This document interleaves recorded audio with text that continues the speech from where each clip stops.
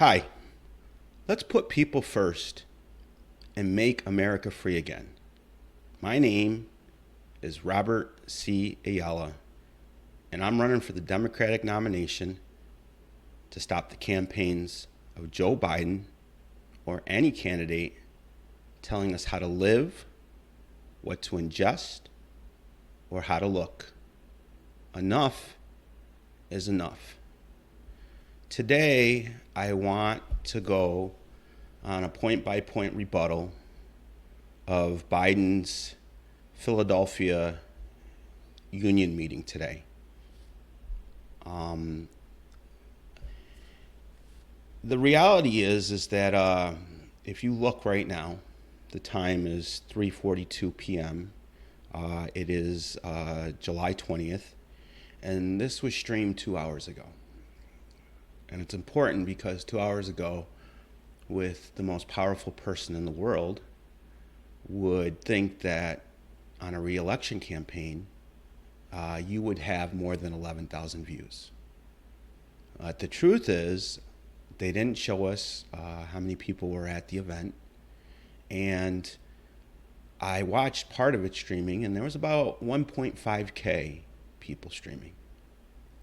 And Democrats, this is important because this is our standard bearer. And it does appear to be that Trump, even if they put him in jail, just if he wins the election, he wins the election. So we haven't been there before, but the Democratic Party needs to go back and redefine itself to being the party for the working people, the silent majority, the W2 majority. And so today, we're going to watch Biden's re-election, whatever, and I want to show you some examples of how he has lied at every step of the way, and he has done nothing for you or I. In fact, I'm not really sure who Biden's working for, but he's not working for us. So let's go forward. I want to thank Governor Shapiro and all the Bucks County officials and their leadership during that tragic time. We provided all we could from FEMA, but there's a lot to be done. I'm here today to talk about what we're doing to invest in America, invest in Pennsylvania, invest in our clean energy future, and to talk about the progress we made building an economy from the middle out and the bottom up. I came to office determined to strengthen the middle class. I often say, and I mean it sincerely. First of all, I was pretty certain that Biden pushed the whole field aside because his main concern, along with a lot of Democrats, was beating Trump. And what I learn in life is when you make a statement and then you follow it with a nose twitch or something else, you're not really being truthful. And so I think we all remember the last election was really not an election of ideas. It was that guy we don't want in power, and this is the guy that can do it. And, for whatever reasons, that's how it played out. Wall Street, good folks down there, but they didn't build the middle class. They didn't build America. The middle class was built by the middle class. And the unions built the middle class and to change the economic direction of this country. Because I got tired of trickle-down economics. I've never been a big fan. If the wealthy do very well, I'm a capitalist. I like the wealthy to be able to let people be wealthy. But if the mere fact they do well doesn't mean everybody else does well. I watched my dad growing up. When you are speaking to people, you have teleprompters there. There shouldn't be such a garbling of one. All the videos that you see of me that I put forward, they're all ad lib. I am actually right-centered brain, a mathematical person. I do terrible with laid out plans and following dissertation or orientation or a video program, clearly to an outline. I will see what the outline is, and I will keep that in my head, and I prefer to allow my brain to move in a way that I can engage in a manner that allows me to adjust with whatever anyone else is saying. But if you look at the last 3 seconds, 5 seconds, or 10 seconds, you can clearly see, if you're just not in denial, that it's not all there. Not a whole lot of benefit trickle down on his kitchen table as a consequence of trickle down economics to what everyone from the Financial Times and Wall Street Journal has become my different philosophy. I don't think they started off trying to be complimentary, but they started calling them Bidenomics. And our plans work in Bidenomics. We're here.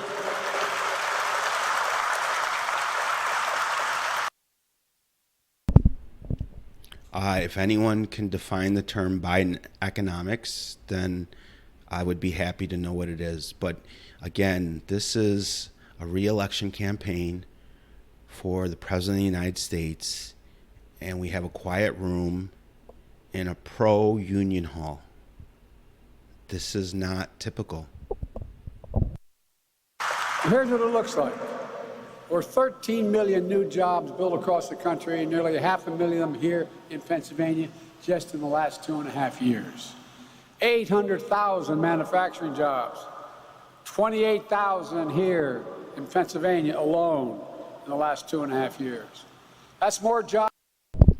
So I'm not one opposed to jobs. Jobs are great for everybody, and we should all have a job, and everybody should have the opportunity to have a job. But the thing that the Democrats never talk about at their jobs is, what are the wages for the jobs? All these jobs he just clamored about, manufacturing and retail sector. Nobody can actually go out there and support a family and raise their children and pay for daycare. They can't do that. And they can't do that when the cost of everything that we have is so high, from our gasoline to our food to our utilities. And now with the U.S. Congress even having to push ideas and bills forward that limit institutional investors from investing in real estate because there's such a housing crisis, even though 90% of America is not developed. Jobs in 2 years than any president has created in a 4-year term. Unemployment is below 4%, the longest stretch of unemployment below 4% in the last 50 years. We're beginning to come back. So I don't know if any of those statistics that Mr. Biden just asserted are clear, but I wanted to jump back on the union aspect. If you're putting people first, then you should have similar policies across the spectrum. So the first union in Biden's term was the railroad union. And folks, you know, I know that we always want to think everybody's rich out there and everybody's wealthy. But even people at McDonald's get 2 weeks of vacation a year. The railroad people were fighting for a day off. And Biden, he blocked their rights. He says he's for union, but he blocked their rights. And then what we really need to do is come over here is look again with another union, the UPS. And, you know, once again, the corporate America wants Biden to stand up to the unions. He doesn't, you know, corporate America doesn't want the unions to have a voice. It's the same thing with the port. So it's kind of weird that in the arena of unions where it matters, okay, your shipping, your UPS, you know, Biden just stands by and doesn't do anything. But when it came to the railroad, the one opportunity to actually help people have a better life and to do better for themselves and to not be indentured servants just working nonstop. I mean, how many times do these presidents go on vacation when they're in office? Don't you think they should get like a week like everybody else? But whether it's Trump, Biden, or Obama, they're always at the golf course. They don't put a full day of work in like us. And once again, now just so the union folks understand, the Teamsters, they tell Biden to butt out because they're scared. They're scared that he's going to butt in and make them go back to work without compromise. We either support unions or we don't support unions. I have a lot of issues with unions, and I have a lot of things that I think are great with unions, and I've wrote a few pieces on that.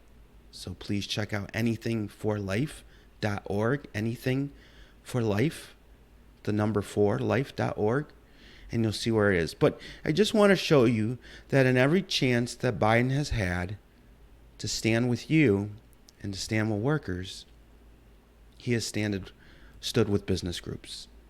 And so when we talk about why we need a primary and why we should not allow the class of folks literally over 70 years old, maybe 80, to be the future of America, that's real. We love our grandparents, right? Those that have them. But it doesn't mean that when we put our kids in the car, in the minivan, we ask grandma and grandpa to drive. So we really need to talk about this as we move forward. Folks, we can't, because we're giving workers a chance. Unemployment's down. But to the surprise of a lot of economists, so is inflation. Remember the story? In order for inflation to come down, you got to cut wages for hard-working folks. You got to have unemployment up in order for inflation to come down. Well, guess what? I never bought that. I don't think the problem in America is too many people are working or the people are making too much money. Instead, we focused on getting Americans into the workforce by fixing a broken supply chain, lowering the cost of product from everything from health care to the products we purchase. Fact is, companies made record high profits during the pandemic. And by the way, okay, so let's talk about that, right? The companies did make record high profits. Do you guys know why? Let me tell you why. It's called P. The Paychecks Protection Program. Do you know what that really meant, folks? That meant that the U.S. taxpayers funded their own wages for nearly 18 months, and the employers who didn't have to pay those wages took all the money that they didn't have to pay you and they stuck it in their pocket. So when we talk about that, the people who should be rewarded for your paycheck for the last 2 years is you, because it's your taxes that are going to flip back up in 2027 and I believe again in 2029 to compensate for the government paying the wages of nearly every company for 18 months. So we should just make sure that we say thank you where thank you is due. Thank you is due, once again, with the W-2 silent majority. Thank you. way, I'm not opposed to companies. I come from the corporate capital of the world. More corporations incorporated in Delaware than every other state in the union. Okay, everybody incorporates in Delaware because of the legal standard against corporations in Delaware. All right, it's beneficial. But Mr. Biden just said he's for corporations. He's been a bastion of Washington for the last 40 years. He hasn't started a company. He doesn't have any corporations behind him. Donald Trump's got a real estate empire, and I understand that because people think real estate empire is big, but it's pretty easy to run out rooms. I'm not saying it's a difficult thing to not run out rooms, but you have Airbnb and all these new apps, so it's not that difficult. But it's more than sitting in government for the last 40 years.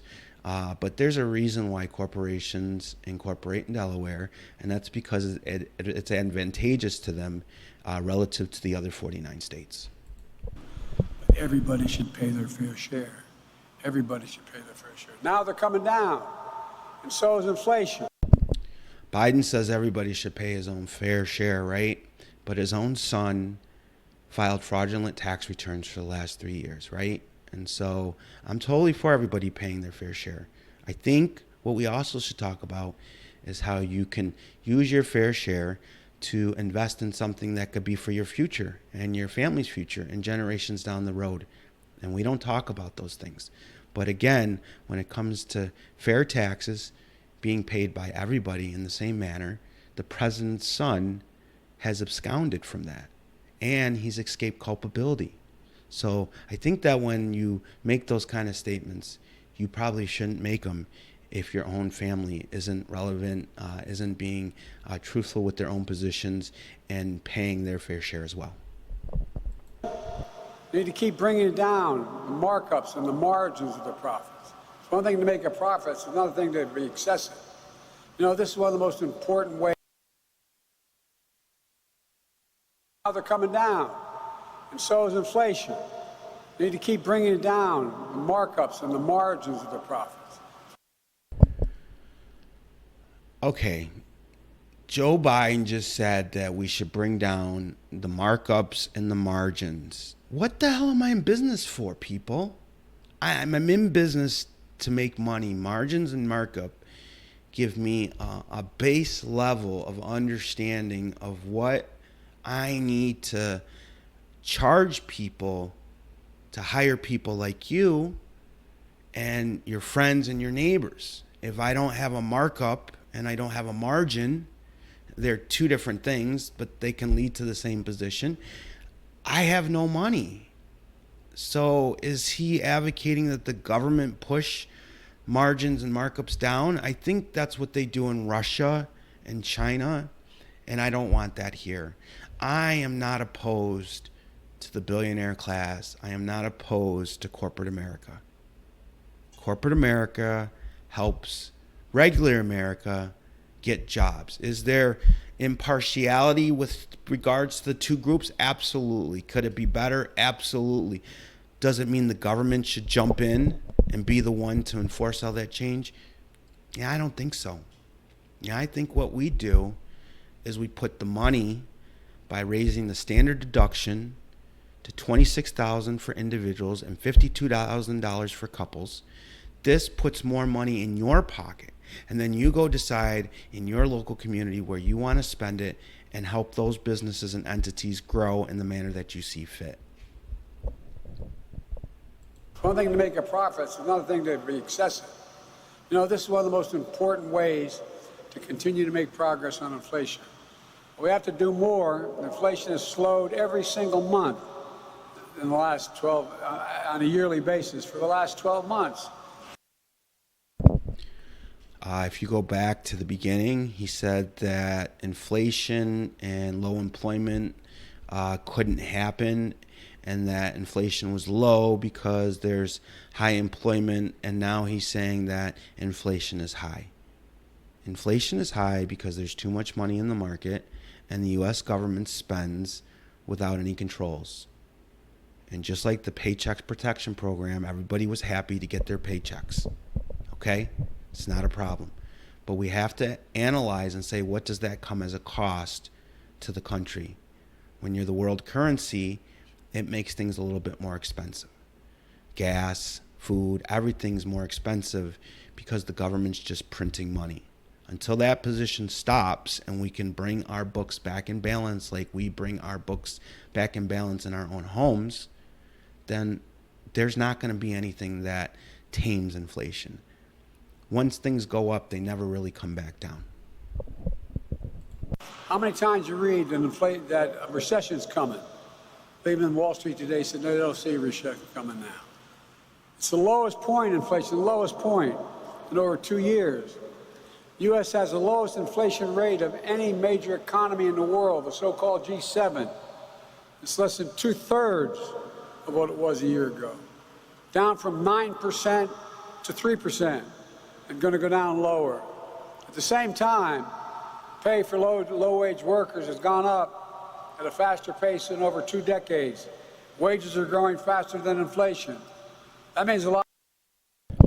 That's incorrect. Minimum wages are growing, but everybody else's wages for the last 20 years have been stagnant because the government's on a position to force companies to pay a minimum standard. And a minimum standard in 50 states and 50 different markets with many different regions and localities is just not prudent. So that is true.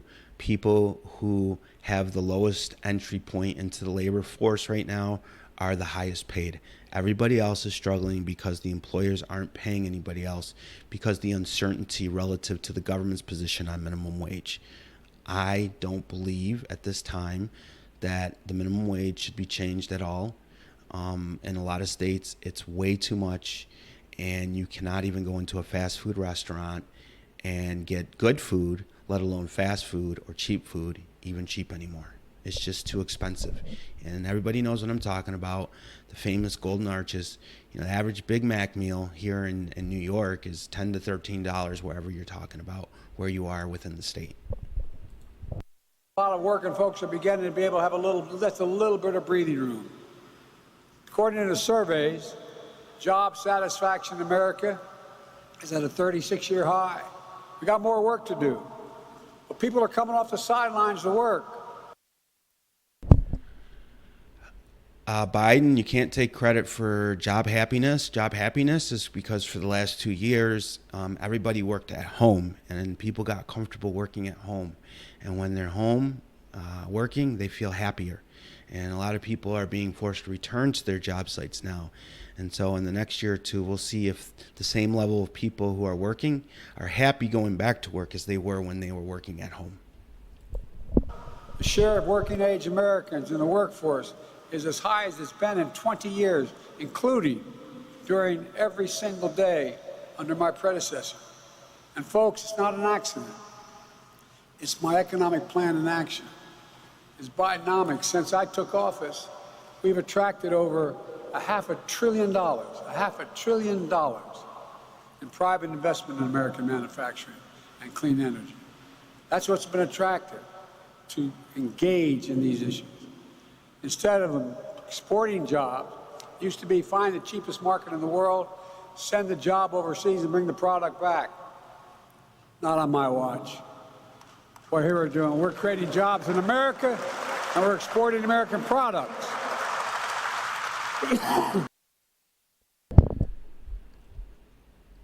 But we're not dealing with our gas issue, and we're not dealing with our fuel, and we're not dealing with our heating oil, and we're not dealing with our natural gas. And the U.S. government is picking winners and losers. And in the realm of utilities, it's hurting everybody's pocket. I mean, when you look at all the southern states right now at over 100 degrees for multiple days, and you all think you're going to plug your cars into their electric grid while taxing the same electric grid for air conditioning, it's just not sustainable. This idea of living in a fairy tale affects real people and hurts real people's pocket every day. And it's why the world is just raging with jobs right now, is because there are so many little jobs paying so little that most Americans have to work 2 and 3 jobs just to break even. It's just not right. It's just not right. We should always be putting people first when it comes to the ideas and policies of the U.S. government. With the leadership of your Democratic members of Congress, we passed the Inflation Reduction Act, although a few Republicans did support it. The largest investment to combat climate ever anywhere in the world. Over $368 billion. We know the urgency. I don't hear many naysayers on climate deny the floods, the heat waves, the wildfire smoke impacting so many Americans. Just this week alone, it's just spontaneous. The question on the environment isn't that we're having a planet that ebbs and flows. The question relative to government policy is how much of that is caused by humans, right? And I just don't know how you go to mining lithium and cobalt and batteries that burn down buildings so hot that you cannot put them out, that you're going to put 20 of these batteries in your home, in 2 cars next to your children sleeping. And the lithium batteries are so awful, they can't even go on a plane because if there's a small fire, it will bring the plane down. right? And for what? What are we achieving? There's coal, there's natural gas, there's propane, there's oil. Why is America the one that always has to shoot itself in the foot? Why do we, the normal people, have to always pay for their policies? Al Gore and John Kerry are still flying around in their jets, and I believe the president gets his jets and his motorcade. I think it's 120 plus cars. So they all get to keep their stuff, but we all got to suffer. This is just not realistic, folks. It's just not realistic.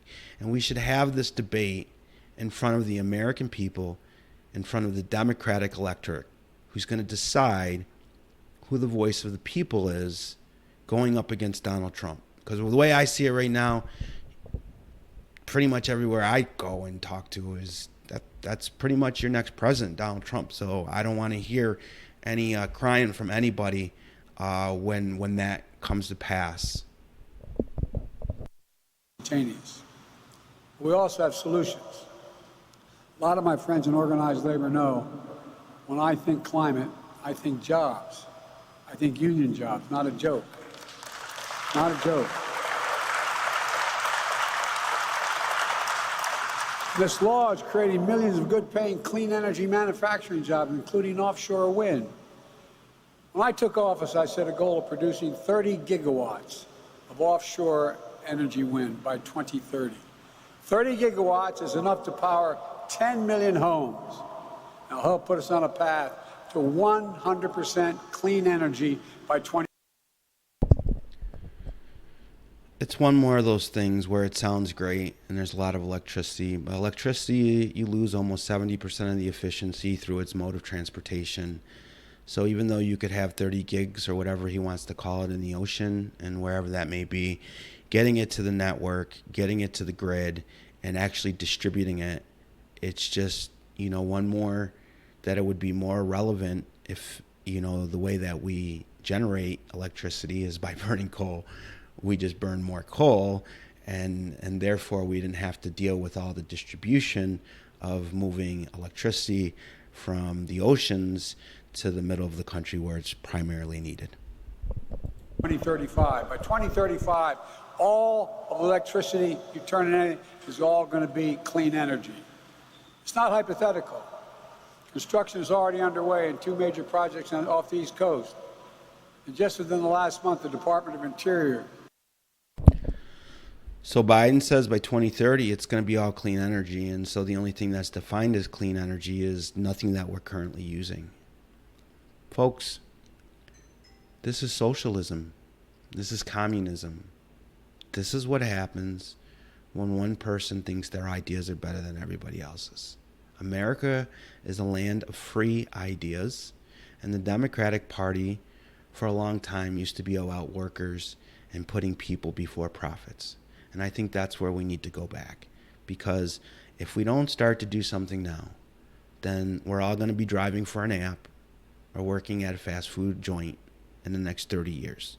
Because the reality is the sustainable energy that everybody refers to. I mean, sure, it takes jobs to build it, but I've been to the wind farms. I've been to the solar panel farms. We have them in New York. It doesn't take a whole lot of people to run them. So there's just not going to be the same sustainability of jobs as there is as it relates to energy and just broad energy production. But once again, it's not for President Biden to decide what you use in your house. The choice should always be yours. Advanced permitting on 2 more wind projects in the East Coast. And here in the Philly shipyard, Great Lakes Dredge and Dock is also stepping up to help meet the clean energy goals. Here today, workers in 9 different unions will start building a vessel called the Acadia. It's going to place heavy rocks at the base of the offshore wind projects to stabilize them when they put these down. And it's going to protect it against erosion. Be the first vessel of its kind that's made in America, American-owned, American-operated. And the rocks will come from American quarries. It's the dumbest shit in the world, okay? We build a lot of ships in America. The whole U.S. military fleet of ships and our aircraft carriers are all built in the southern states. I think we have a whole shipyard in Norfolk, Virginia, right? We don't need to applaud the building of a rock ship, okay? I think Russia, with the bridge in Crimea, built a bridge, over the Black Sea, right? 13 miles. So, I mean, these aren't accomplishments. These are more examples of how the government just wastes your money. They reach into your pocket and they just spend it on utter BS. We don't need to spend money on new things when we have money coming out of the things that we have already developed and are sustainable. We're never going to not have all this coal resource in the world and all the natural gases. And when 100 or 200 years comes by and I'm dead and you're dead and America's still here, they're still going to have all that coal and natural gas, right? So there's no reason for you who's just trying to live your life. You're trying to raise your children. You're trying to raise your family, send them to schools, deal with your sick when they're there, buy your medicine. This isn't a science project with your life. The government isn't something that we should say should be an experiment for people. That's not how it works everywhere else. Everywhere else, the government tries to help the people have and live better lives. And that's what I would do.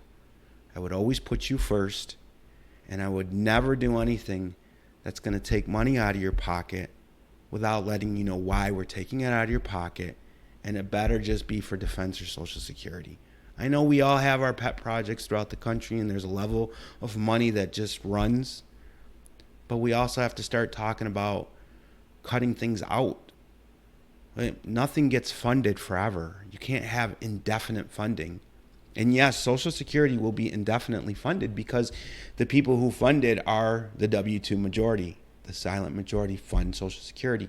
So you can't take something that's funded by the people and then, replace it by something that the people don't want and then ask them to pay for that. That's just ridiculous. And all this electricity and green energy, it's great to have it go side by side with everything else. But we know that car companies have lied about their self-driving. We know that when you have an electric car vehicle, after 10 years, you're going to have to replace several batteries to keep the car running. And they're going to be very expensive. And the truth of the matter should be brought forward to the people. And you in your pocket and your family should decide on their own. It'll be loaded at American ports. Steel for vessels being made by the United States steelworkers in Indiana. The engine will be made in the United States electrical radio and machine workers in Pittsburgh. The crew is going to be American mariners from Seafarers International Union. The turbines themselves will be as tall as the buildings in Center City, Philadelphia. That's how big they are. And the blades, 110 yards long. I went to see them being made in Colorado. So everybody who does not know what a windmill is, I think your president just told you what a windmill was. This is not helping anybody, okay? It's just kind of funny, though, if you think that Donald J. Trump is not going to flip the script on Biden, right? It just, think about it, it's not going to be the same. It really isn't. And we really need to talk about this and figure out where we're going as a country and whose interests and alignments that we're putting first. Colorado is breathtaking. And I might add, notwithstanding what the other guy said, windmills do not cause cancer. Look, some folks may not know there was a law in 1920 called the Jones Act that was passed. It says ships traveling between U.S. ports have to be American-built, American-owned, and have American crews. But there's some content to rely on ships built overseas without American crews to operate them. Again, not on my watch. We're strengthening American shipbuilding, supporting good union jobs. I don't know, what is he saying? Did he change the Jones Act? Was there something here? I mean, the Jones Act is port to port, right? And I think we have a lot of ships coming in American ports that are not from America and built by America. But maybe we get some clarity on that from Mr. Biden. Jobs are bringing offshore wind supply chains back home. Before the pandemic, supply chain wasn't a phrase that most Americans ever thought about. But today, after delays in parts and products, everybody knows what a supply chain means and why they matter. Our Investing in America agenda is bringing our clean energy supply chains home. Since I took office, we've seen more than $16 billion in new offshore wind investments, including 18 offshore wind vessels, 12 manufacturing facilities, and 13 ports. Today, we announced the first ever offshore wind sale in the Gulf of Mexico. We're going to the Gulf. I think I'm kidding. Ain't seen nothing yet. Across the Delaware River. Does anyone not think this is eerie?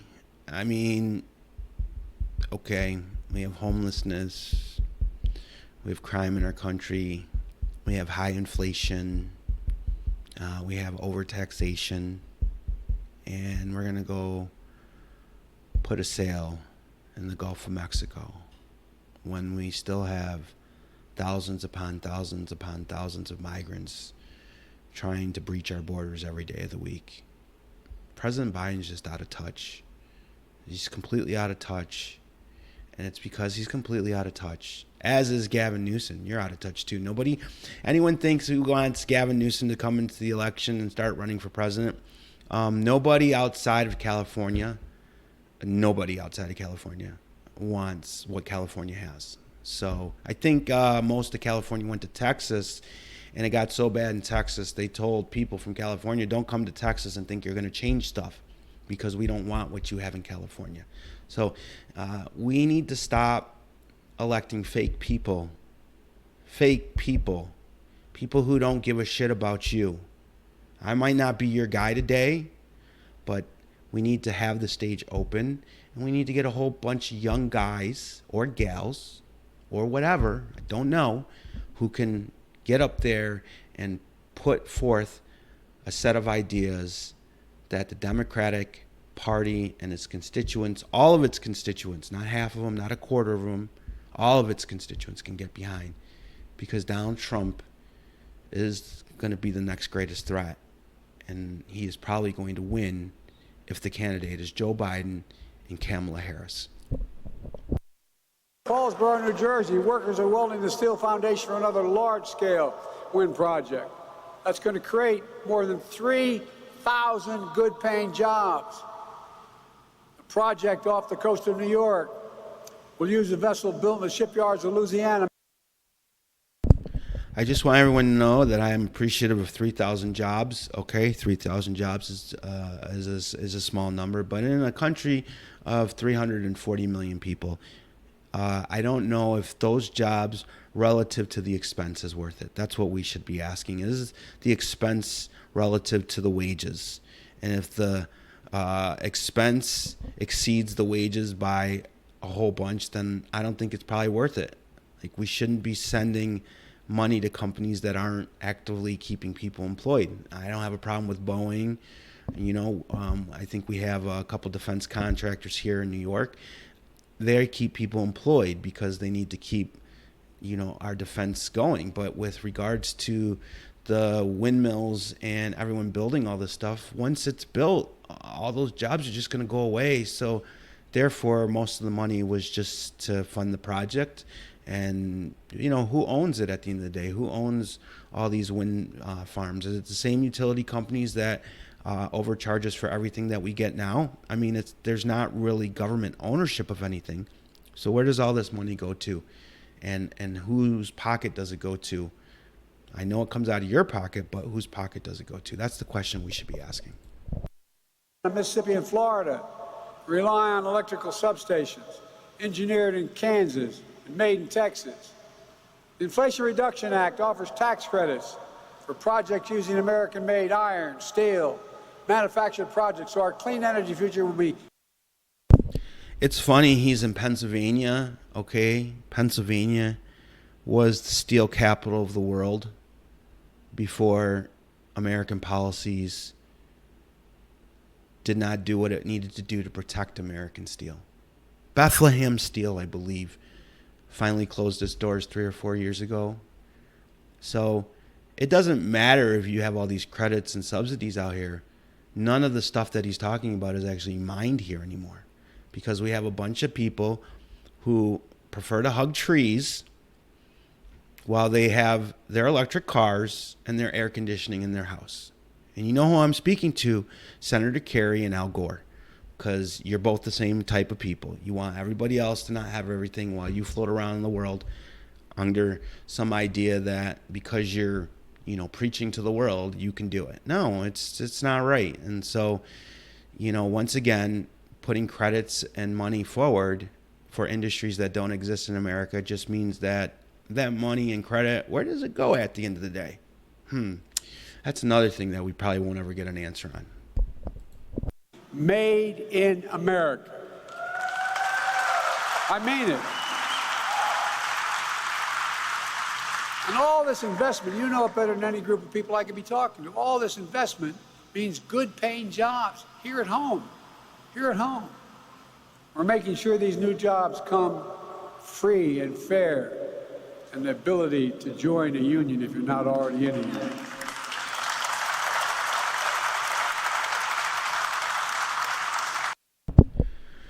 I just want to ask, what's a good paying job? In New York State, the majority of people make between $40,000 and $90,000 a year. Apparently, the government of New York State felt that all of its politicians across the board all needed raises that took some of their pay above $200,000. The president makes $400,000, and then we know that the president's son is out there doing things because he was a big thing in Ukraine, right? So there's more money out there.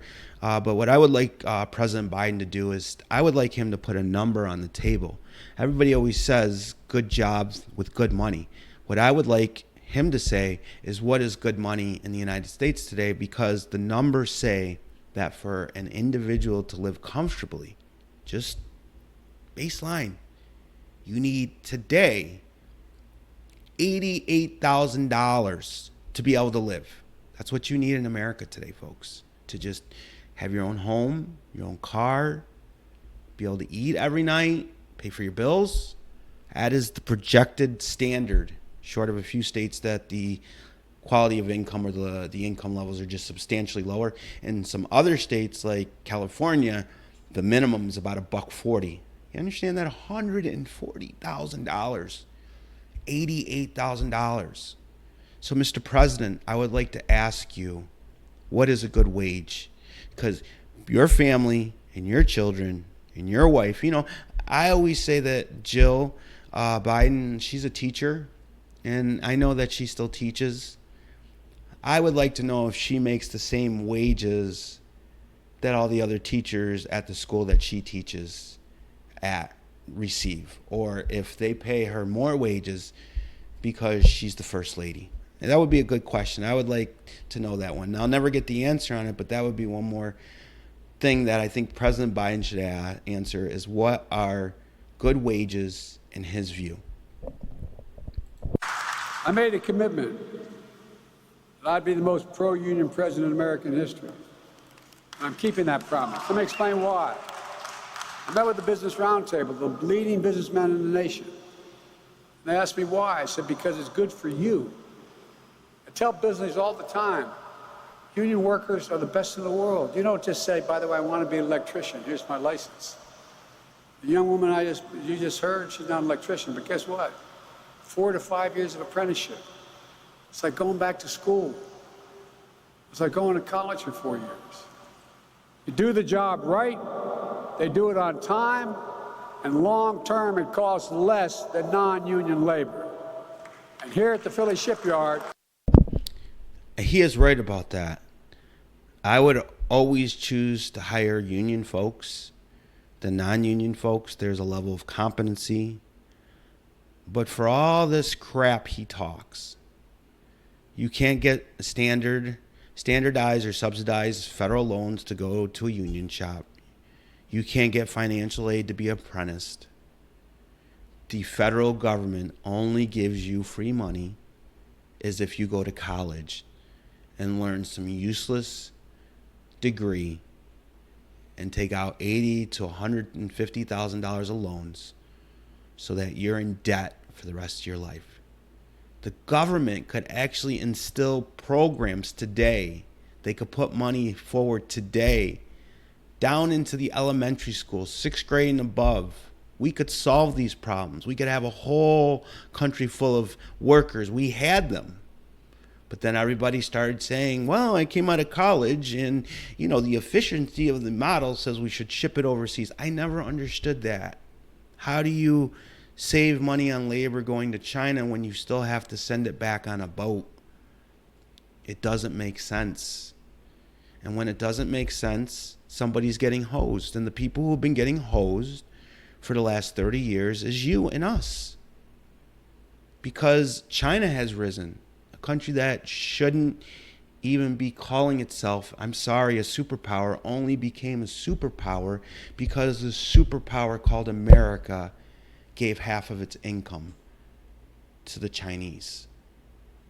So if Biden really wants to do something to help unions, he really wants to help the electricians and the plumbers and the drywallers and the carpenters and the framers and the brotherhood of union, then maybe he could stop talking all this crap and blocking everything, right? And not intervening and not getting involved and being told to stay out of it. Maybe he could take all that money for those stupid windmills and implement a national program that returns the trades and applied sciences to our schools so that children who don't always fit in the same universal tunnel everybody else wants them to fit in have maybe a different opportunity and a different path forward.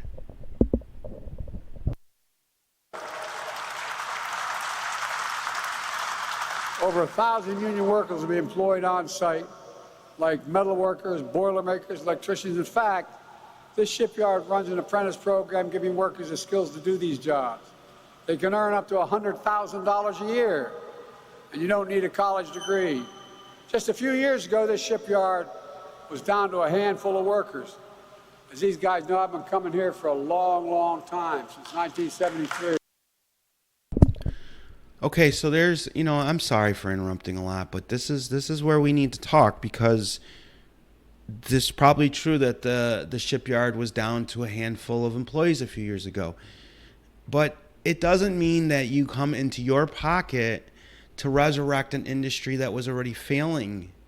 You can't just keep propping up industries with taxpayer money. If it can't stand on its own, it shouldn't stand. And when it was Obama, it was too big to fail, so they were too big, so we couldn't let them fail. And it just keeps seeing over and over and over and over again, what we have is the leaders that we send to Washington, they keep selling you out for their wallet. They keep selling you out for their wallet. You don't infuse a business that's failing with money without some type of conditions and plan that isn't reliant on the taxpayer. And there's a Navy shipyard. And a lot of us wondered whether it would still be here, didn't we? A lot of us wondered 15, 10, 12 years ago. Well, let me tell you, it's coming alive again. Just this week, my administration completed review of a potential wind project off the coast of Rhode Island and Connecticut. It's part of the National Project Labor Agreement with the building trades. And I want to thank the AFL-CIO President Liz Schuler for personally getting that done. Together, we're transforming the country, not just through manufacturing, but also rebuilding our infrastructure.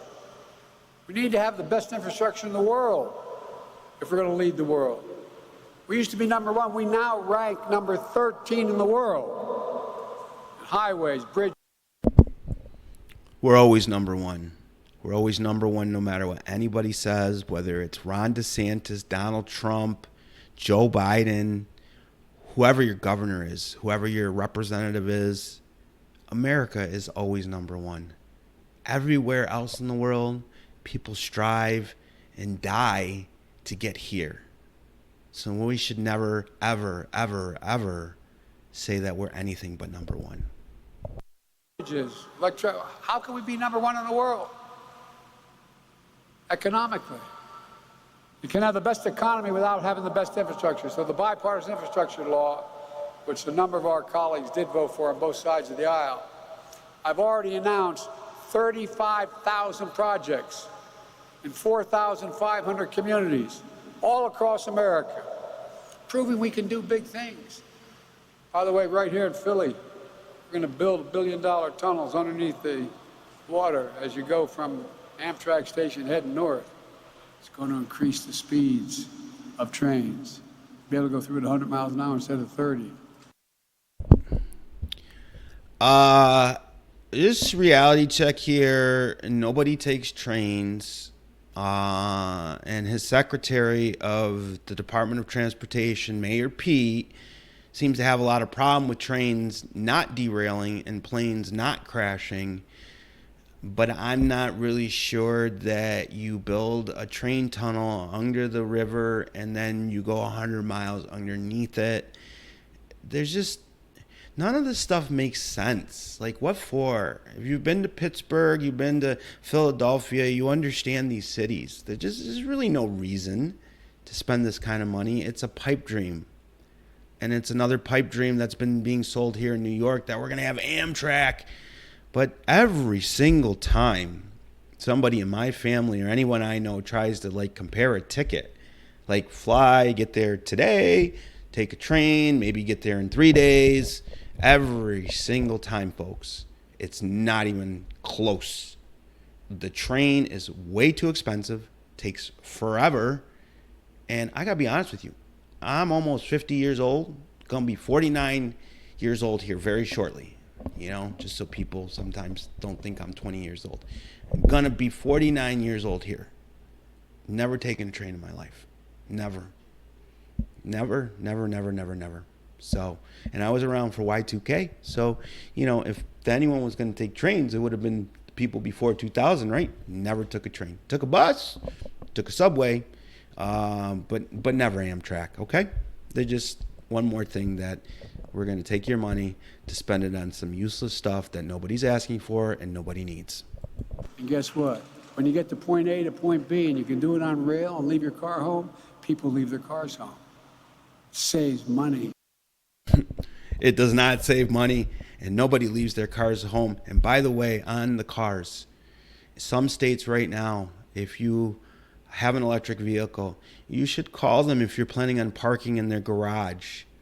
Garages that are privately owned by corporations are prohibiting electric vehicles from parking in their garage, because if there's a fire, their whole garage is going to go bye-bye. So please, if you're an electric vehicle and you're thinking about taking it anywhere and parking it underground indoors, please call the location that you're going to go to and make sure that you can park your car within that facility. That's just my advice. Saves the environment. There's no better example than here in Philadelphia. The environment is a crock of shit, folks. Those chemicals are not saving anybody. In fact, you wouldn't, other than your cell phone, you wouldn't even really know what a lithium battery is. Maybe some people would have lithium chargers, but you wouldn't even know what cobalt or lithium or any of these horrible chemicals are if we just had good old gas cars, which we do. So, again, why do we want all this stuff that is extremely harmful to humans, and we know it's harmful to humans, and we just want to integrate it into our lives so that we can feel good about not hurting the planet when 99% of all the other countries in the world are doing whatever the hell they want. I love being an American. I love living in America. But I would never be so arrogant to believe that everybody is pious in my belief or pious in what you want to do or this. There's not this collective national belief that we're all believe in this environmental thing together. That's just ridiculous. Some people don't believe in it. Some people do. So if there's not a consensus, then there should be no money funded until there is not only a consensus, but a broad consensus with real scientific facts that analyze all of the positions, not just the green energy, because they call it green because it has zero emissions. But what about all the waste that's created along the way? Here in New York, we're not allowed to have plastic bags anymore. I think one of the local grocery stores said that they used to throw a trailer for their plastic bags. And I don't recall the amount of trailers, but one trailer of, let's just say, 10 million plastic bags. To replace that same trailer with all those bags, they would need 100 trailers to carry the paper bags. So how is that a green or an efficient use of anything? One trailer versus 99 more for the same volume of product. Clearly, our politicians have lost their ability to do basic math. And really, I just think when you're a certain age, you just might not have the same drive or economic aspirations as people under 50. Or the guy who's 20 who's starting his life out, or the guy who's 30 who's starting to be midlife, or the guy who's 40 who is midlife, or the guy who's 50 who's starting to be an empty nesters. Everybody has their own life in their own realm, and it's wrong for our government to constantly bundle us up in a group and say we all agree on something, and then since we say you agree on it, let's take some more money from you. This is just not a sustainable position. Tanker truck closed a key stretch of I-95 last month. You remember that? 150,000 vehicles crossed that part of the highway. 150,000 every single day. With leadership of Governor Shapiro, Casey, Fetterman, Boyle, Kenny, it opened in less than 2 weeks. Hear that? 2 weeks. Congratulations, Mr. Mayor. I mean, think about it. All kidding aside. We were saying that on the bridge, people were looking at us like, oh God, here they go again. It's a record time, and guess what? Used materials from right here in Pennsylvania. All that crushed glass, all that base, and it was done with union work. Just in case anybody is unfamiliar with how a road is typically developed, excuse me, if you're building a road in California, you generally don't go to New York to get your crusher rock. If you're building a road in Utah, you don't generally go to Texas. So normally every state, when they're building roads, has quarries. And so it's just funny because it's trumpeting things that are just not real. Also announced $78 million for safety improvements along Roosevelt Boulevard here in Philly, from North Broad to the Bucks County line.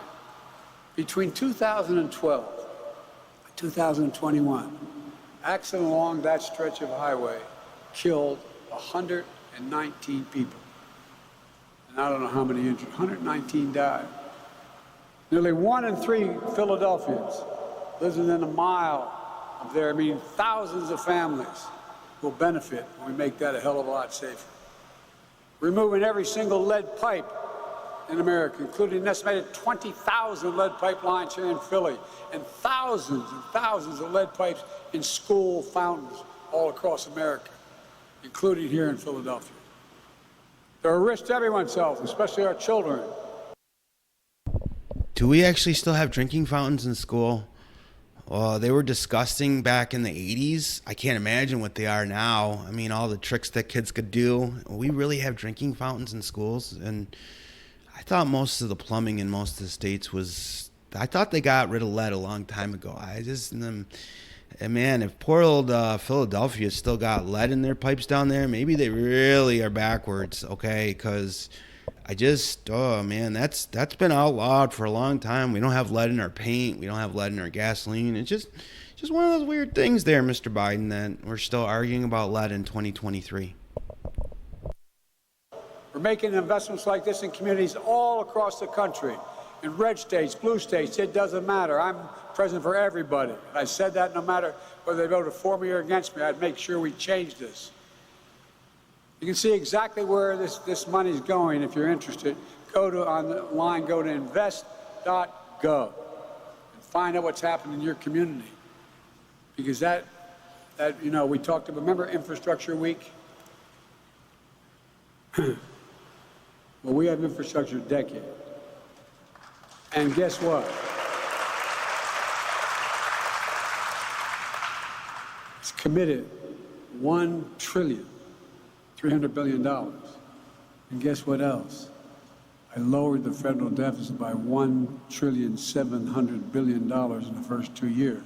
You can do both. It's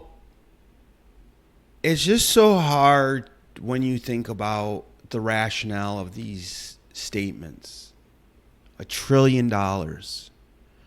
We're not talking a million. We're not talking a billion. $1 trillion's a number that we just can't grasp our head on. I can't. Okay? I'm not wealthy. And some of you might. But $1 trillion is a lot of money.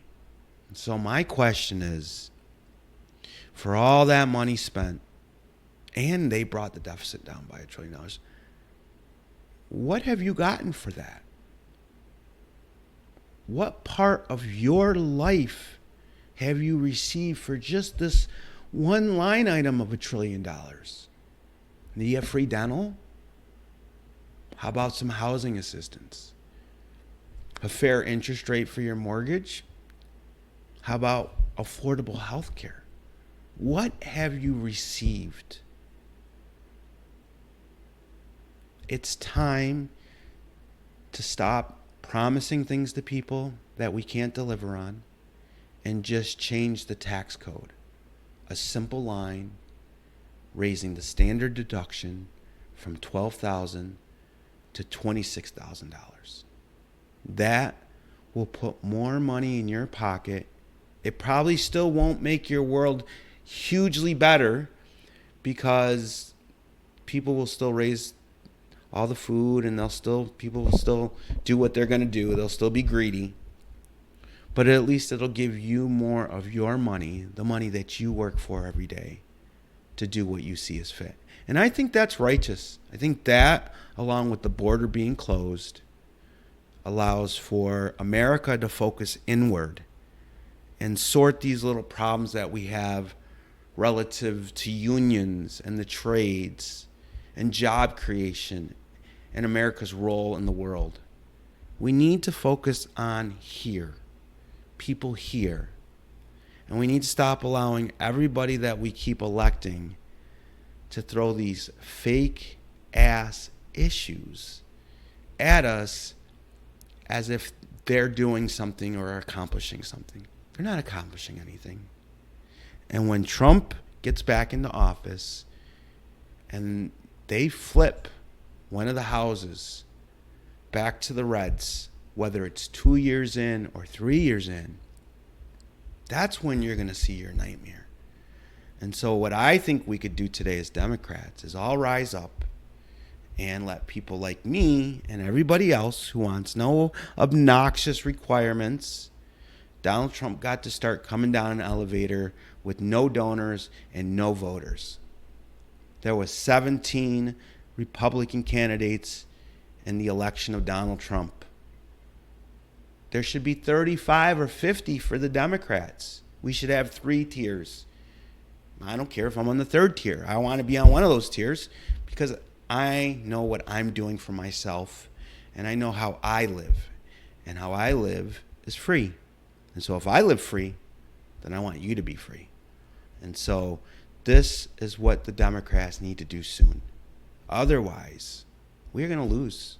We're not going to have the White House, and we're going to be trapped with a very divided Senate because the Republicans' vice president will sit in the chamber and not the Democratic vice president.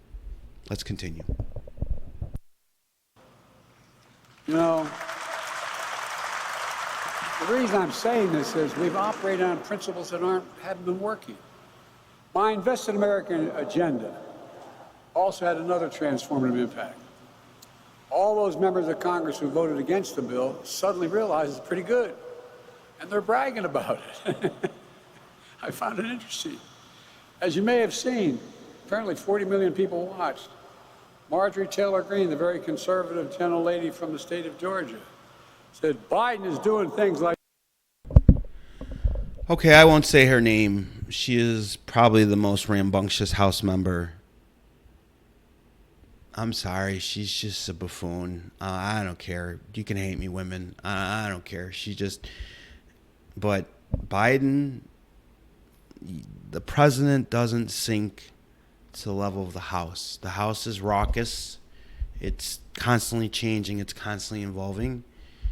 You don't use one wacko to support your centrist ideas.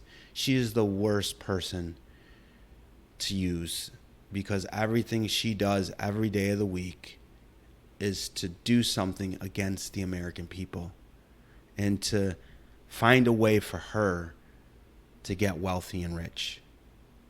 And that's what they all do. They start out with nobleness, a good heart, and then they get there. It's almost like Satan just gets right a hold of them and they just go the other way. But the President of the United States shouldn't be engaging in a manner with the House.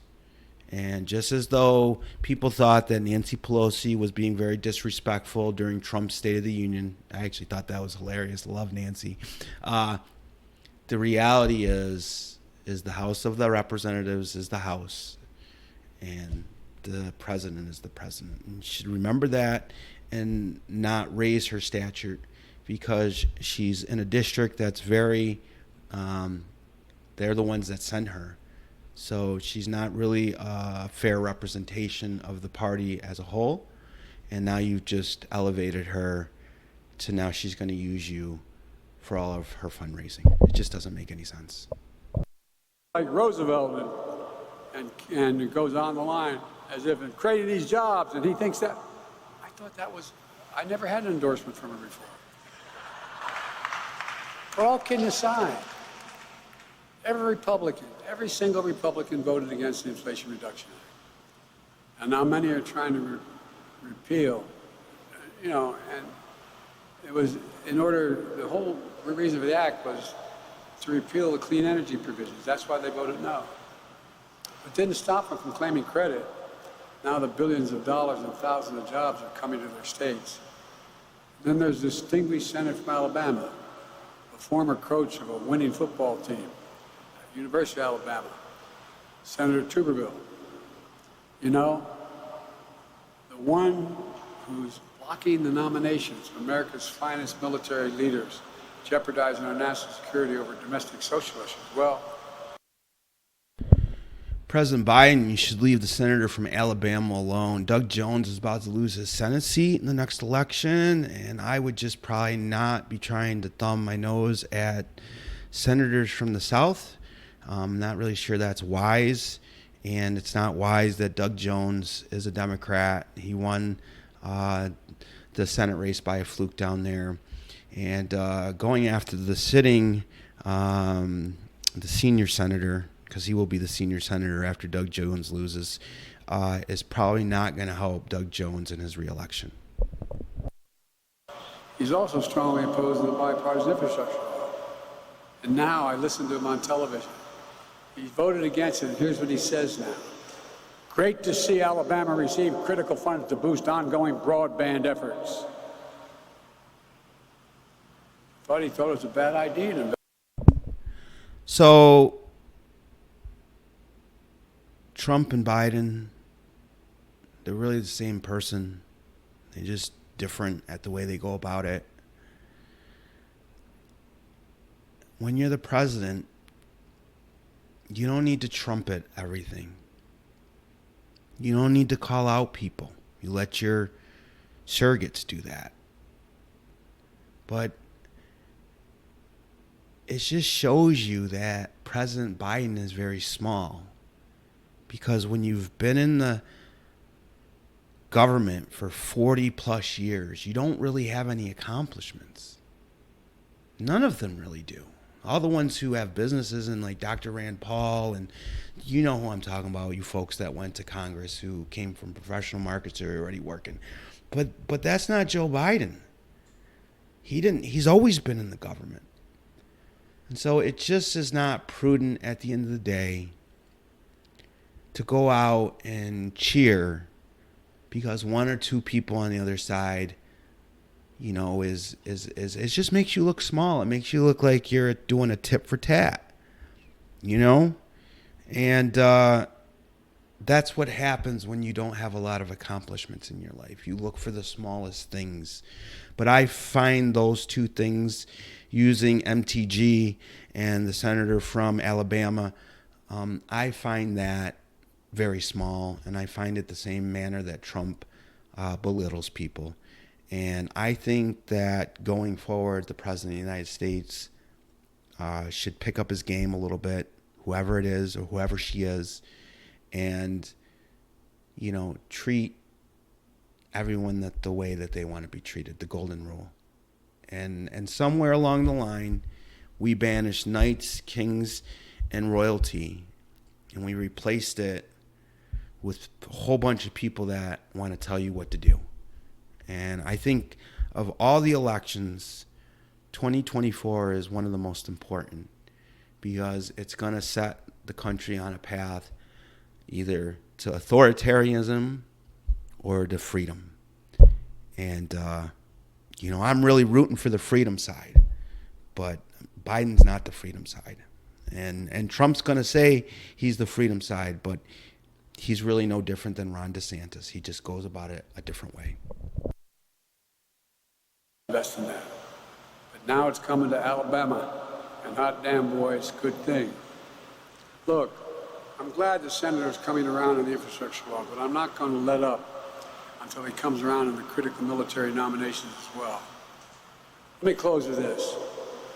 I'm not here to declare victory. We got a long way to go in the economy. But I'm here to say we have more work to do. We have a plan that's turning things around pretty quickly. Bidenomics is just another way of saying restore the American dream. 40 years of trickle-down economic and Democrat and Republican administrations limited the dream to those at the top. But I believe every American willing to work hard should be able to get a job no matter where they live, in the heartland, in a small town, in big cities, to raise their kids on a good paycheck, keep roofs over their head where they grew up, be able to stay there.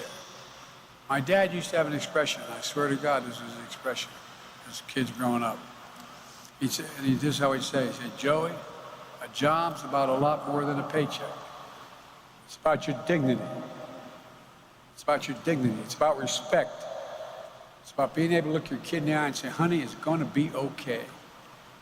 And he meant it. He never got to go to college, but he meant it. He worked like hell. Jobs are about dignity. That's the American dream. That's Bidenomics, and rooted in what... Jobs are about dignity, but wages also go along with that dignity. I mean, if you just have a job and you're not making any money, I don't know how dignified you feel if you can't afford anything. And that's the question. Jobs, jobs, jobs, jobs, jobs, jobs. I want to talk about how much money do you get to keep in your pocket? What do you get to spend your money on? And how does this affect your life? If you think that you want more money in your pocket, and if you think that gas and everything else is too expensive, then I just need some help. 20,000 donors, $1, that's all it takes. Give me a voice to help me be a voice for you, because the current voices they're just out of touch. They're not us. They're just not. Let's hear what Biden closes out with. But always work best for this country. Investing in America. Investing in Americans. Because I'm sorry, when he does that, it's hella creepy. I'm just going to tell you, it's hella creepy. And whatever, it's still hella creepy. when you invest in our people, you strengthen the middle class. We see stronger economic growth that benefits everybody. The rich still do very well, and they should be able to do well. When I-95 shut down last month, nobody thought we'd have the back open in less than 2 weeks. But with American ingenuity, I don't think anybody in like 48 states knew anything. So, okay, it's cool if you're in that area and it's down. I think that train, that bridge, you had a bridge that burned down. But I think it's wrong for Biden to take credit for that. I think that was the state of Pennsylvania and good service people of Pennsylvania who fixed all that up real quick. So a little bit wrong for the president to swoop down in there. He still hasn't gone to the town where the train derailed, and we still we at least have Congress has passed the Bill of Rights for airlines, another one. Hopefully we'll get President Biden to sign it, but we need to really just start remembering that it's the people first. Every day, getting up, going to work, doing the job. You're the ones that make things work. Not him, not Donald Trump, not Ron DeSantis, not Elon Musk, not Rupert Murdoch, not Fox News, not MSNBC, not CNN, none of them. They're just all there to pull your chains, make you angry, and keep you from focusing on yourself. American workers, we proved everybody wrong. I don't know about you, but it filled me with pride about what we can do when we work together. We work together on that project. The same will be true here in Philly Shipyard with the clean energy future we're building all across America. It'll be transformational. See, he did it again. See, he said same with the Philly Shipyard, and then he went like this. See, that's a tick, all right? And it means it's just not a truthful statement. And so anybody in the Philadelphia Shipyard who has a job there and who's planning on their life to be there for the next 10 years, maybe you should really go and look at the legislation and the funding of that mechanism and see what's there. Because like most presidential elections, what they say happens today goes out the door as soon as they go into office tomorrow. And for thousands of families who rely on good jobs for their project, these projects create. It means restoring a sense of pride, a sense of hope, a sense of dignity that got lost somewhere along the way. For the longest time, we've been told to give up on manufacturing in America. How many times have you heard, to read the paper the last 25 years, we can never lead the world of manufacturing again? Well, we are and we will. We'll never believe that. I've never believed it. I would like to believe that we could lead the world again, but the reality is Americans are expensive, and we want lots of wages, and the role of manufacturing is a lot of mundane jobs that don't necessarily require high levels of income. And so I don't know how we resolve that issue. Other than to just let the market deal with what the market's going to deal with. If America, in real economics, the market defines where the jobs go. America was the manufacturing industry in the 40s, 50s, and 60s because the world was being rebuilt. But then as we turned into a service industry, those jobs went to China because the efficiency of their labor markets and the amount of people who can do mundane labor is just so much greater by like 3 than America. And it'll shift to India, and maybe one day it may shift to Mexico. But it won't be in America unless there's a way to counter the wages with somebody's health care or with somebody's 401k, and you can still make a product that can be sold against other competitors' products. So I would love for manufacturing to return, but honestly, I just don't think it's one of those things that's going to happen. What we need to do is focus on educating our youth to be the next generation of leaders and builders and designers and electricians and grid operators and people who keep our infrastructure and our country running. And until the government changes its positions on federal loans, and until the states change their position on education, I don't know if we're going to get there. So I know that in my proposal for education, an Ayala administration would bring these ideas for the applied sciences back into school, 6th grade and above. Every school would get the current funding that's at the Department of Education now. A portion of that would be stripped from something else and reassigned to the applied science fields. And we would also restore the presidential fitness patch and gym twice a week to all kids between kindergarten and 6th grade. Because the other thing that we don't talk about is America's obese. And we need to really start educating our youth early on about the benefits of a healthy lifestyle, so that when they get older, they don't have to go from one industry of learning or something to spending all their money on medicine, right? So, when you're 20 and 30s, you're learning and you're spending your time learning about life. And then when you have some money, you're at a later age and then you get sick and then you spend all the money that you've made. So that was the point I was trying to make. So those are the things that we need to have a simple discussion. And I think a lot of parents and a lot of people in America think this way too. We just keep sending the wrong communicators and the wrong advocates to Washington who advocate for only themselves and not the rest of us. And I would not be that person. I would always advocate for you folks because that's what I do in my life. That's how I've always been. I don't think most of you did. This nation used to lead the world in manufacturing. We're going to do it again.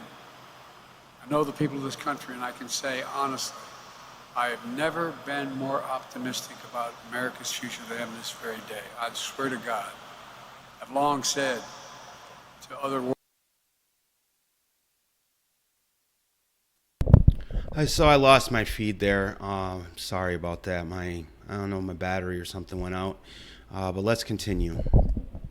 World leaders. I know almost every one of them. First met them. It's never been a good bet to bet against America. It's never, never, never. We just have to remember who we are. We're the United States of America, and there's nothing beyond our capacity if we work together. So God bless you all, and may God protect our troops. This is a new day. We're work to do. We're gonna get it done. Thank you.